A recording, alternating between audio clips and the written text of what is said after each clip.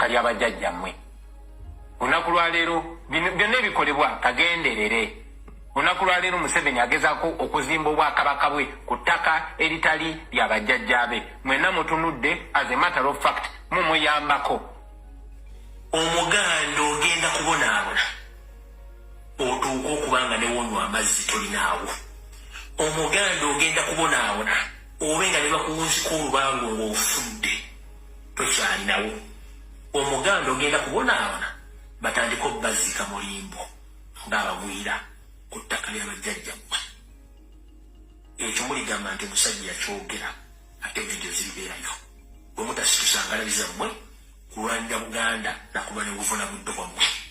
Otherwise mutuuse okubundabunda mu nsi yammwe, mutuuse okulya obukunkumuka ku nsi y'abajjajjammwe ng'omutuuse agitutte nga bwe tekibagamba kubanga yamalidde. Mulaba ono omutamiivu atandise okugenda e Rwanda ewa kitaawe ewa kojjaawe batandise otambula ku street. Ekyo kye bayita preparations oba okwetegekera kyekijja. Nina otunula omuntu nga tasobola kusoma bintu biwandiike mu bbaluwa ng'abakozi tasobola bisoma n'akamula maaso. Yensonga lwaki nsoose gamba baganda baffe abasoga nti kyennwanyisa amu temujja kitegera, mujja kitegera luvannyuma ebigenda mu maaso mu Buganda. Nze mbyogera emyaka 5 kati abasoga nabibagamba abamu ne mujja ne mumbuukira bye mbagamba obusoga bagenda butwala. Koddeyo abasoga wonna emuli nga tonnavuma lumbuye sookoddeyo weetegereza ekiri ebusoga wonna mu Bwakabaka wa Busoga. Bagenda bawonya bali bagenda batwalako amataka ng'Omunyarwanda gwe baateeka mu Bwakabaka yaalimu ne bamafya ba NRM. Sandisuubidde Musoga yenna kukola vidiyo ng'ovuma lumbuye oba comrade unayogera ku nsonga z'Obwakyabazinga. Ekiri mu Buganda, ekiri e Bunyoro, ekiri e Tooro, kyekize e Busoga mwandibadde mukyanguyira gwe mulimu gwenkola. Tokola vidiyo ng'olumba lumbuye nedda. Ebiri mu Buganda nabyogera dda, ebyali e Bunyoro Bwakabaka nabyogera dda, n'ebyali e Tooro nabyogerako. Saagala okola vidiyo ng'ovuma lumbuye nga njogedde ku Busoga kubanga omulimu gwenkola Abasoga temujja gutegeera. Wabula mujja gutegeera ng'obudde buyise. Nga bonna bali ku social media bategedde oluvannyuma nti omusajja lumbuye yatugambadde emyaka 5 kyekigenda maaso. Aya basi, ka video kankakuzannyire. Ono Ssaabasajja kennyini mu bigambo bye. Nkulaga ekyabadde Masaka mu lukiiko.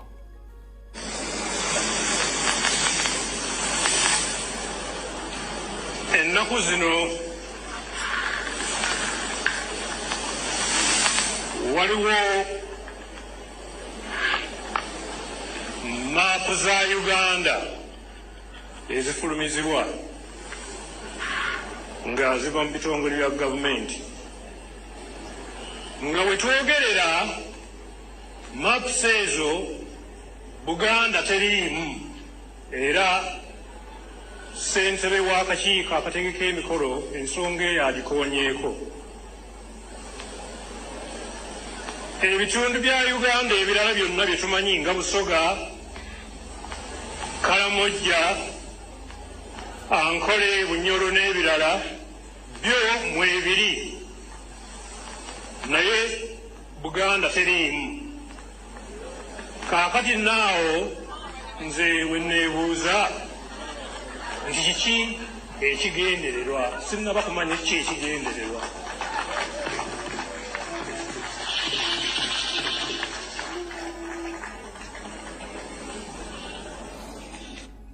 Kati kankuzannyire ebyatuuse Masaka nga Museveni afulumizza maapu eziraga nti Buganda teriiwo. Wulira bulungi nnyo. Zino baazigabye zonna okwetola eggwanga lyonna nga ziraga Buganda doesn't exist anywhere ku maapu ya Uganda. Bamaze ebbanga beemulugunya olw'abannakigwanyizi abalowooza nti basobola okusiimuula Buganda ku maapu ya Uganda nti bakootakoota mu Galumonde. Olwaleero kyeyolekedde lwatu ku disitulikiti y'e Masaka. Obukulembeze bwa disitulikiti eno bwe buzizze ebintu ebibaweereddwa okuva mu kitongole ekivunaanyizibwa ku by'omutindo mu ggwanga olw'obutalambika kitundu kya Buganda ku maapu ezibadde ku bintu bino wabula nga bataddeko Central Region. Bano ebintu bino babigobeddemu yafeesi ya ssentebe wa disitulikiti y'e Masaka Judy Mbabali mu lukuŋŋaana lwa bannamawulire era nnyonnyodde ensonga lwaki bakikoze. Maapu efuluma Kabaka n'ayogera, Kabaka yayogera mu ddoboozi ery'omwanguka nti waliwo waggulu banditaddewo ekigambo Buganda era makubo gyetunuulira ogiraba ya Buganda yonna enyini nga bwe tugimanyi ya Buganda naye ekigaana omuntu okuteekawo wali ekigambo Buganda kiki bukyayi buva ku ki.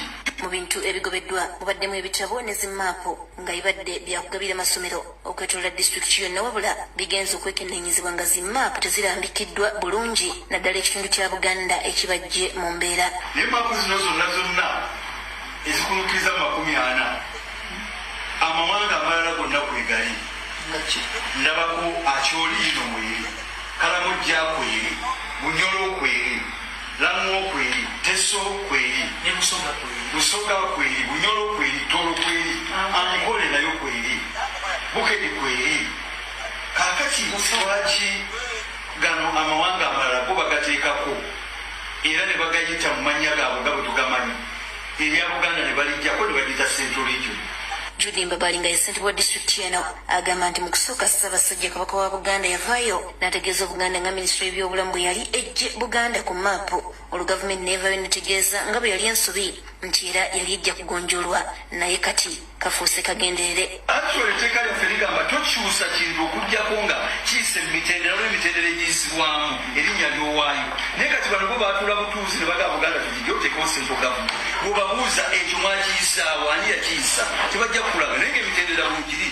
Judy yeewuunyiza lwaki mu bitabo byonna ebibaweereddwa nga disitulikiti y'e Masaka mu nkukutu tebiriimu maapu ya Buganda ng'ate ez'ebitundu ebirala kwebiri. Kabaka ng'akitegeezezza nti kuno nno kubeera kusasulwa kwennyini. Abakulembeze ba disitulikiti y'e Masaka tebakomye mu kugoba bye baweereddwa wabula balabudde n'ekitongole ky'amawanga amagatte ekivujjirira ensimbi abo abaagala okujja Buganda ku maapu ya Uganda nti bibalemye. Kubanga omusajja wa World Bank yawaayo ssente eziwera disitulikiti yange y'e Masaka efune ebintu bino n'endala ne tutandika obigoba kiba kitegeeza nti bafiiriddwa ssente ate ne puroguramu ze baagala tukole tetujja bikola kubanga bisosola biri mu kuvoola bwa Kabaka ate binyiza n'okunyiza olunaku kati lwonna lunaku lwange lwononese kubanga nfunye maapu enfu.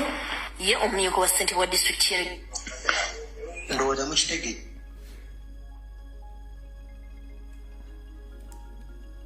talking Baganda. You know he's an enemy of Baganda, number one. And secondly, an enemy of Uganda and an enemy of Africa. And we shall crush those enemies as we have done in the past. Yeah. You preach your nonsense, we shall answer you by word. And if you go beyond word and want something else, you will also get it. This is not the first time. We have had this before. Yeah? We've had this before. Yeah? Because we had groups. Otherwise, why do Uganda have problems? Bantus against Nilotics. Nilotics against Bantu. These were the rubbish of 1966. So, Mr. Hostility Haburo Tawaisirwa, at your age, how can they explain that Bantu they are against other tribes in Uganda? When and how? And can you explain exactly what Bantu did to other tribes in Eastern Central Africa, including in Uganda? You came yourself as a refugee at the tender age of 8. You came with your mother from Tanzania. You grew up in the western side of the country, but when you started waging a war against the previous governments, the people of the West refused to join you because they didn't know you. You were a refugee. With the Baganda, the so-called Bantu in the central, or the Baganda, we helped you to be where you are right now. If I can ask, what wrong did we do to you and your family? It's only in Uganda where you can find different tribes settled peacefully. No tribalism, no nothing like all differences amongst the people who settled in Uganda, including you. But why do you hate Uganda to that extent? that you've been dealing with Baganda since 1960s. What went wrong? Why do you hate Baganda? And you went on in 1994, after returning the Buganda kingdomship. During your meeting, you told Baganda, who at that time thought that you were a good person, you told them, no, Obote did the wrong thing of attacking Bengo Parish and attacking Kabaka Mutesa. If it was me, I will use Baganda to destroy Baganda. It's exactly what you are doing right now. But due to your old tactics and using media, you've been playing that game quietly well until I intervened 6 years now on Lord. Try to expose you to tell of my fellow Baganda to wake up. Museveni is on mission of destroying Uganda and Baganda as well. Now the biggest number of Baganda, they are waking up to realize that it's too late. That you are destroying Baganda and Uganda. So, Museveni, Obote tried to destroy Uganda, he failed. Amin tried it, but it was too late. Obote too did it, as well Utwa and other leaders, and it's you now. First and foremost, you can't crush Baganda, and you can't destroy Uganda, including Uganda. We shall survive under your regime, and we shall win. But remember, you will pay heavily, including your family. You will pay heavily, including your family. Because you planted the so-called Baganda mania, or who nicknamed themselves the Baganda. They have destroyed the leaders of Uganda. They have destroyed the Uganda kingdom. To the extent you give them mission to eliminate His Majesty the Kabaka of Uganda II. Until now, himself still asking himself, what wrong did I do to the government? You paid your agents in Mengo to eliminate the Kabaka of Uganda, but he's still there on Maaso of God. Fun enough, you don't understand that you can't tamper with Baganda and you survive. Right now, you send your hopeless agents of NRM are going to go back to campaign in Uganda, whereby you yourself, you instruct CMY, ISO, Christopher Damorida, UPDF, SFC to arrest, kidnap, and kill Baganda. And the same time you tell your people to go and the campaign asks for support in Uganda. Are you a fool? I'm just asking, are you a fool? You kidnap Baganda, you kill Baganda, you disperse them, and then you go in the same Baganda asking for support. Whom are you fooling? You think that we are sick in head, we don't understand. We understand exactly your mission. Whoever goes against Baganda, he doesn't succeed. You have used a lot of money to destroy Uganda, but you will not. I myself single-handedly, I have exposed your mission in Uganda. And you won't succeed.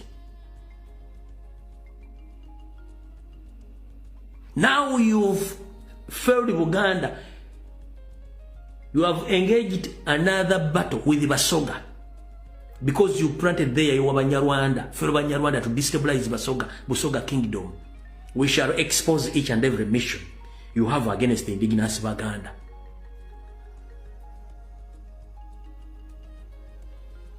Omusajja nakugamba nti I will crush Baganda as we used to do. Nengo omusajja mukulu ayina ebirivu aganti fetuwagira NRM. Ngata kitegede kakuliremu nkuzanyira video ngikozesa nnyo ya luzungu nenjagala nkumenyere ekigambo ku kigambo. Kati eyo map n'okutunda amataka ogoba bantu ku mataka n'Abaganda bonna basanyaawo si kya bulijjo yali yakitandika dda.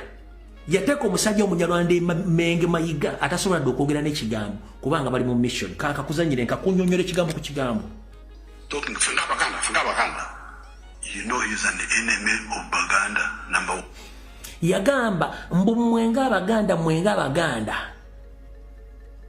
ng'olwo omanya nti yeeyita omuganda ye mulabe wa Uganda, ye mulabe wa Baganda, ye mulabe wa Africa namba emu. Bw'atyo bwe yayogera.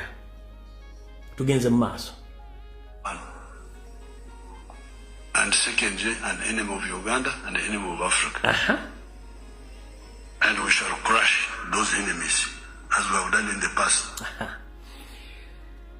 Tujja kubatta. Crash kitegeeza okusaanyaawo. Tujja basaanya nga bwe tubadde tubasaanyaawo gye buvuddeko emabega. Tujja basaanya nga tubadde tubasaanyaawo nga bwe tuba tuzze tubasaanyaawo emabega.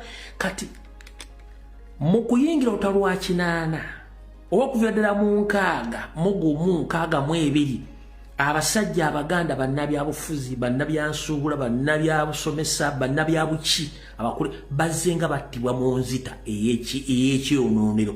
Olina omuntu omugenzi Beni Kiwanuka nabaga Beni Kiwanuka Museveni yennyini yamuwamba mu kyemba ze n'amutwala n'amubuzaawo, era Museveni yamanyi Beni waali. Tebaayo omusajja wa DP kabere Scotland Yard yagera gati amanyi amalalo ga Beni. Museveni yagamanyi. Oba yamuteeka mu asidi, oba yamuziika mu namanve, oba yamulya buli, oba yamukola ki, Museveni yamanyi Beni yengo omuntu single handed. Museveni yamanyi olwatta Kisekka, yamanyi olwatta Kayiira, yamanyi oluseza Muzaata, yamanyi oluse Anasikalisa, yamanyi olwatta bonna bakirumira baani bonna oluzi lubatta yalumanyi ng'omuntu. We shall crush them as we used to do.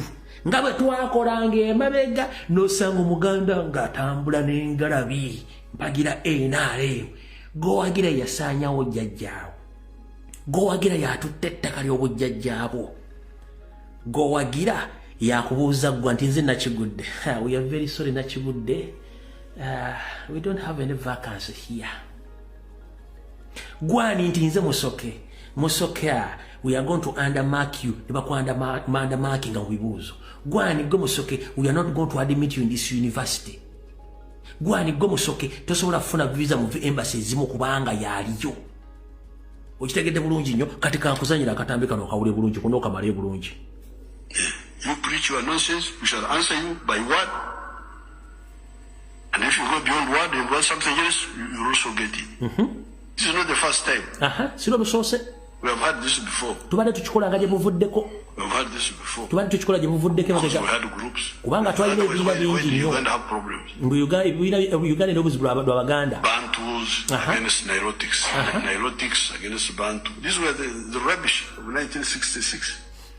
So if you say that Bantu against Nilotics, can you prove with the evidence that Bantu people, they used to crash with other tribes in Uganda? Can you prove with the evidence? Museveni osobola okuleeta obujulizi obulaga nti abantu naddala Baganda baali balwanaganyeeko n'amawanga amalala g'omumambuka mu bukiikaddyo nga balwanira mu Uganda. Osobola okuleeta obujulizi obwo. Gw'okujjako okukozesa blackmail propaganda against Baganda ng'osasula abasajja bagenda bavumirira Abaganda okwetoola ensi yonna. Eno video mane sigibanyonnyolanga naye kati njagadde nkabanyonyera buli omu ategeere ekigenda mu maaso mu Uganda nti abasajja tebatwagala ayinda ffe tusobola bangala.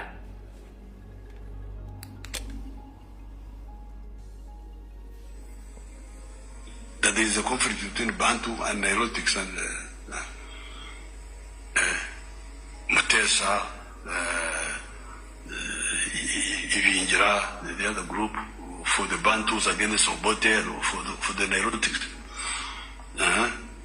Baganda against this one. Catholics against the other one. But most Christians against. Museveni, when you talk about the Sir Edward Mutesa, the so-called Ibinjira, why do you confuse Ugandans? It was Baganda who jointly accepted other parts of the country to form the country called Uganda. Buganda was an independent country. But due to our good hearts, we accepted to let the other parts of the country to join the bloc to form the country called Uganda. At first, Uganda was an independent country. Do you know Limba Gwanga? tulina police, tulina amaje, tulina buli kimu, tulina n'abantu. Twasalawo ne tufiirizwa ennyukuta ba, ne tulekawo ennyukuta U n'efuuka eggwanga Uganda. So ani alwana n'ani at that time? Ngenda kabanyonyera mujja kategeera. Era njala you talk about religious, that Catholics what. Headquarter chi eyeddiini eri mu Uganda, eri mu kitundu ekirala ekya Uganda, headquarter chi. Who donated that land? It was Buganda Kingdom. The Muslims, the Catholics, the Protestants, and the what? The Muslims, the Protestants, and the Catholics. Zedini satu enkulu. Obukatoliki, Oprotestanti, n'Obusiraamu. Ettaka Buganda yabawa ebitebe by'okuli. Amadiini ago. Lwaki tegali mu kitundu ekirala ekya Uganda? Kale katugo Obusiraamu buli Mambuka. Obukatoliki buli Maserengeta. Oprotestanti buli Bukiikaddyo. Lwaki byonna biri mu Buganda? Kubanga we love the unity of all Uganda. So if you put that blame on Uganda, that we are so soft to the extent that we used to help each and every Ugandan to stay where they are right now, and you blame it on Uganda that we are bad, you are the most hopeless leader I ever witnessed in the history of this world. Obukatoliki Lubaga, Obuyisiraamu Kampala Mukadde, n'Ekibuli, Oprotestant wane Namirembe, wali omusambwa Namirembe. Buli kimu twakifiirwa.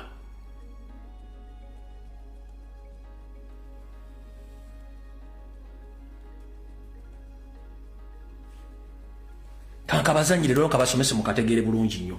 Tugenze maaso.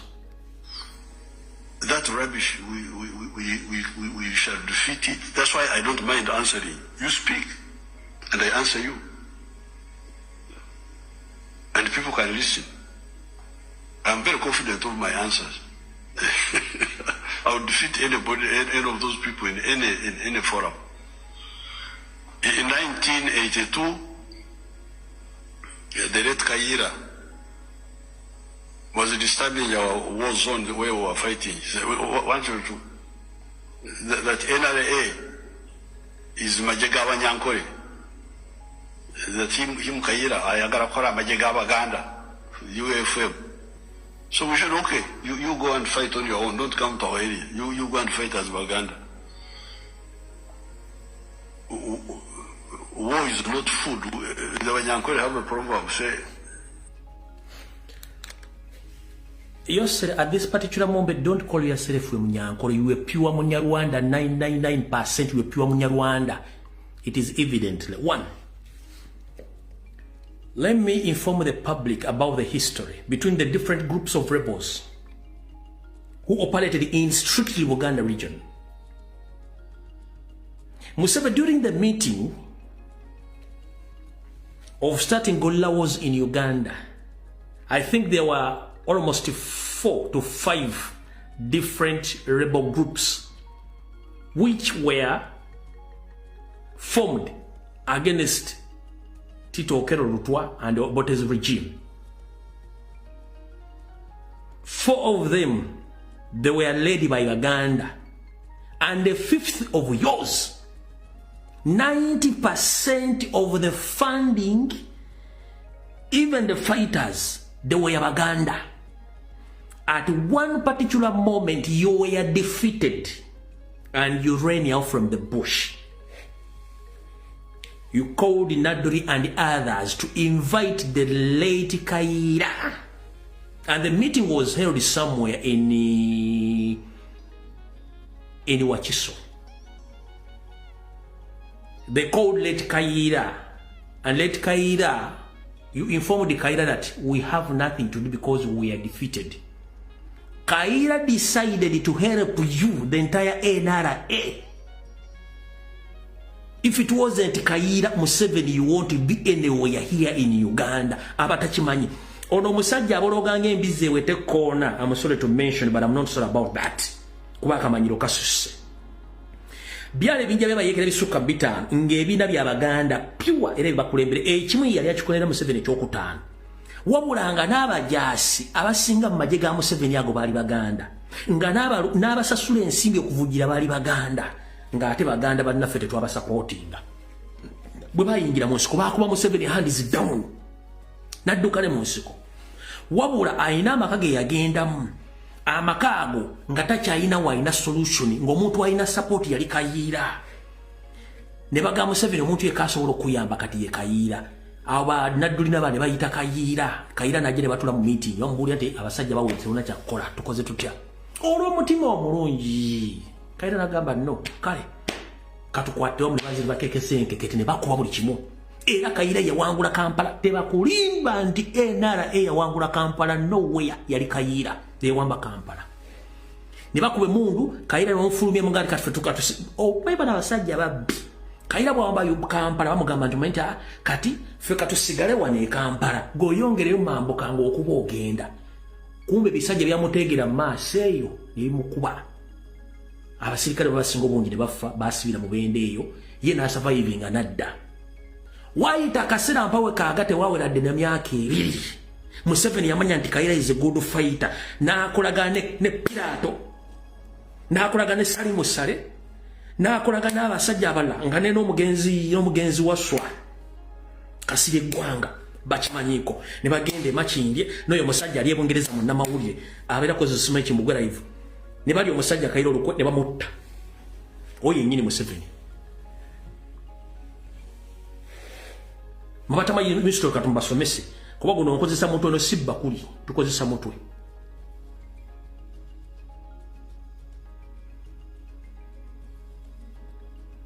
singa teyali Kayiira ene embata yane teri kune ebologa ngevuma Baganda tabaganda singa tebali Baganda kwa musajja gwa ntoto wali toyinawo sobola kubeera kabere mukazi wo namwe abanyamwate musobola kubeera wano mu Uganda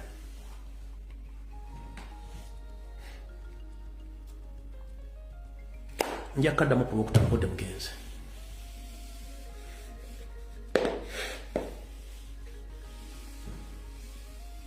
bamuyita Gombya bebalya mu Kayiira olukwe Museveni amutta nakati banoonya lipooti ya Kayiira yabula teri asobola kuwa lipooti ya Kayiira ntuufu adda ku TV abologa mungama Baganda nabagamba nti nze mbeera mu maaso ga buli muntu mu kintu kya information ne research mugenda okujja okukyogera nga nakyogerako dda kati Buganda iyo bagisanyizawo teri ku map basigaza kimu kubalangirira nti Abaganda muri stateless nabagamba ku kya concentration camps kigenda kujja concentration camps zatekinga Dambunyoro concentration camps zigenda mu mambo kale sobode kuita strike machine concentration camps ziri mambo kazigenda Maaso mu Busoga bwe mutalwana nga mbadde information mbo naamanya mu Buganda mugenda kubeera displaced bwe muterwaneko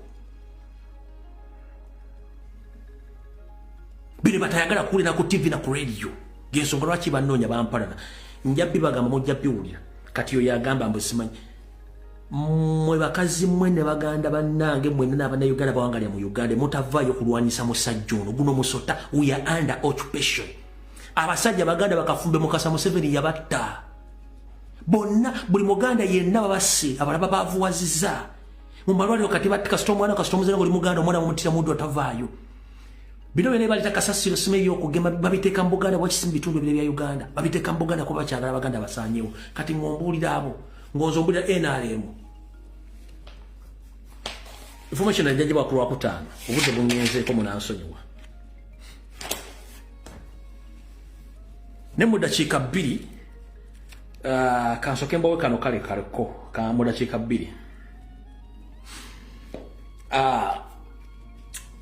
Ssaabasajja Kabaka kalabajjaka kutuusa ku nsaba okukulopera nti eyita Mwanyoko Agnes Nabaloga akyagenda mu maaso okukola ebikolwa bya Kalogo Kalenzi mwenna mwala bulungi nnyo enjega eyagudde mu bitundu bya bizinga by'Essese ensoke bwe yazze n'erumba Ssese n'emusaanyaawo almost naye okalya eddakaddadde envunyogirira mu Katikiro Abaganda mwena mukimanyi nti Nabaloga Agnes yabadde era agenze Ssese ng'akulembeddwa abasajja polisi babiri Museveni byamuwadde n'omwana omulenzi ow'omusawo Muganda eyabadde abawerekedde nga bagenda kukola eddogo ku kizinga ky'Essese.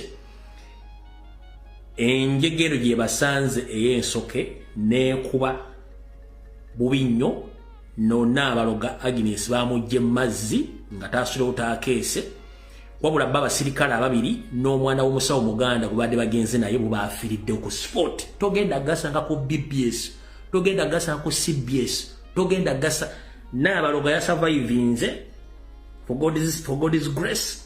Abapolisi bamuwadde baafiiriddewo, n'omwana w'omusawo Muganda badde bagenze okukola eddagala ku kizinga, ensoke yabakubye n'ebattirawo ye n'awona. Naye obulogo bukyagenda mu maaso mwagala kutasama. Kyokka nga ne Mayiga yakomyewo n'eddagala nga yagala kuloga Ssaabasajja Kabaka, era mugenda mmulaba ng'ali ku TV akola ki? Atandise okwerogoza ng'akabwa kasibe ku ggaali. So mukitegedde eno ensoke gye mwalabye eno.